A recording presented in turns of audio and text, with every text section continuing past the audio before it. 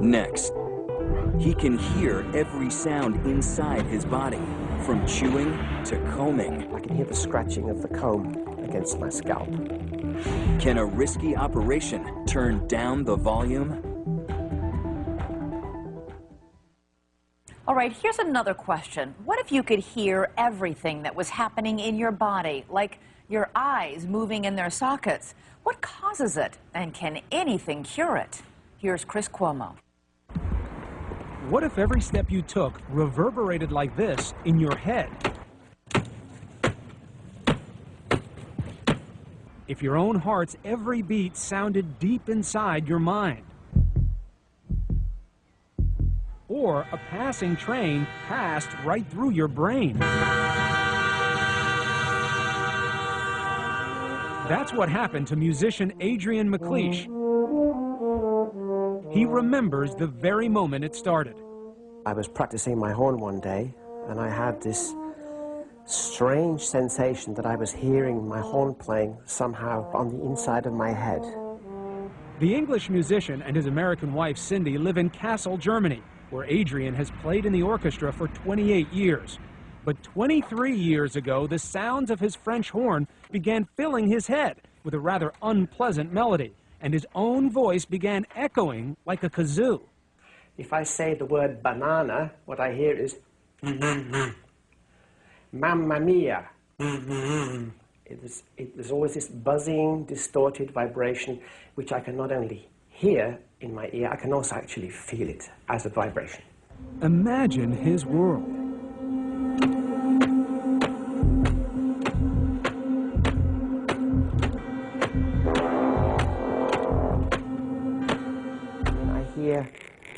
When I comb my hair, for example, I can hear the scratching of the comb against my scalp. And eating something crunchy? Well, it sounded like a gunshot through his brain. But the oddest sound happened one night as he was reading.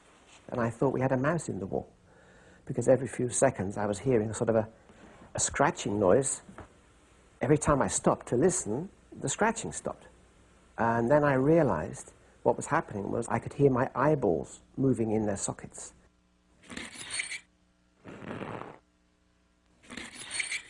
Adrian's whole visual world was moving too, in sync with all that distorted clamor. My eyes were jerking with my speech. If I played a series of notes on the horn, my eyes would jump up and down. His doctors were stumped. One gave him tranquilizers. Another suggested he drink more beer. In desperation, he even tried a faith healer who told him that there was a demon in my head working like a parasite that some colleague had put there to sabotage me in my job. But it was his jumping eyes that finally convinced his doctors that Adrian's problem was serious. He endured 3 operations, all for the wrong diagnosis. They tried to patch me up, and it was well meant, but in the wrong place. Last year, the noise became intolerable. Adrian was forced to put down his beloved horn. I finally had to capitulate. I threw in the towel and I said, sorry, I've done this for 22 years, but the day has come when I just can't carry on. A dispirited Adrian Googled his symptoms, hearing all the time the cacophony that had become his every waking moment. This is no exaggeration. Within 25 seconds, and I knew I'd found it.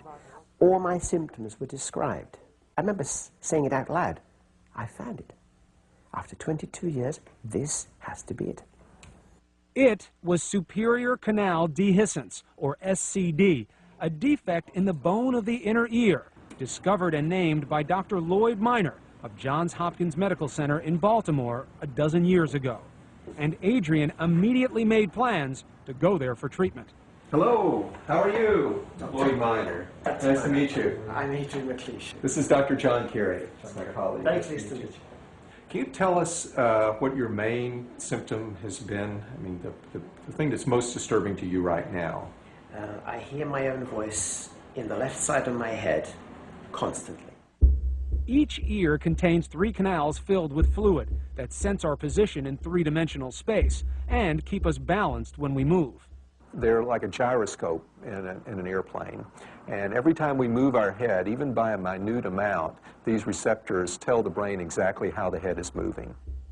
Adrian's gyroscope is damaged. There's an opening. A sliver of bone is missing in his left superior canal. So the fluid, separated only by a thin membrane, touches his brain, transmitting all the sounds in Adrian's body right to his head. The canal, when there's an opening in it, can act like an amplifier for sound. Adrian's moving eyes are a sign that his damaged gyroscope can't tell where his body is. His eyes are jumping, searching for a horizon to find what's level. And the noises he hears are due to the hole in his canal, which is amplifying every sound in his body.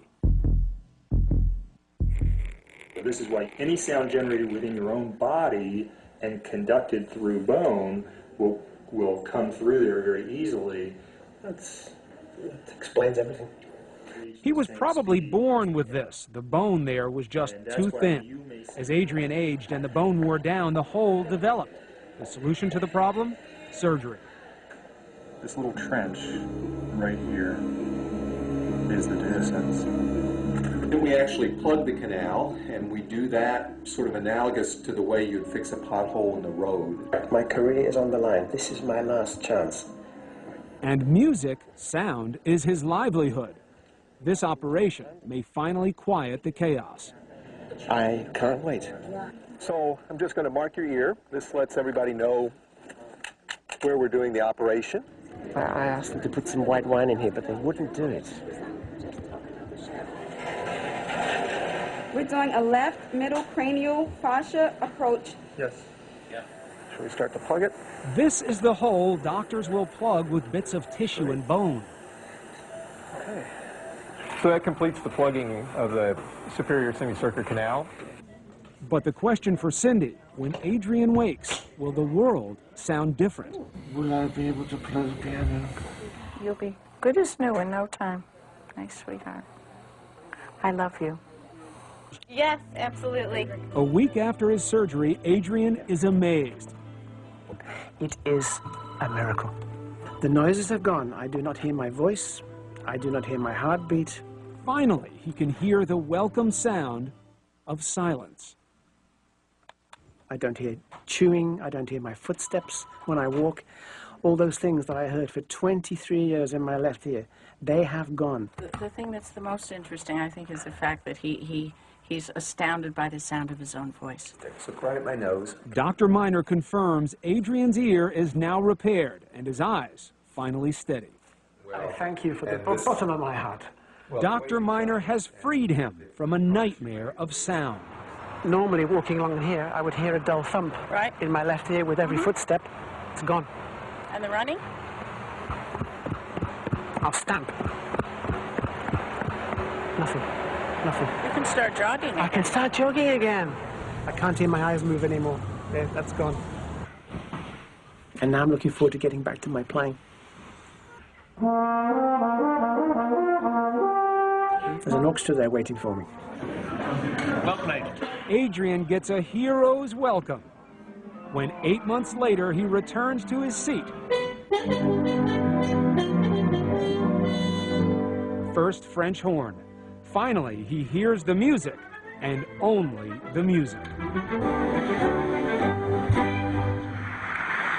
I got my life back.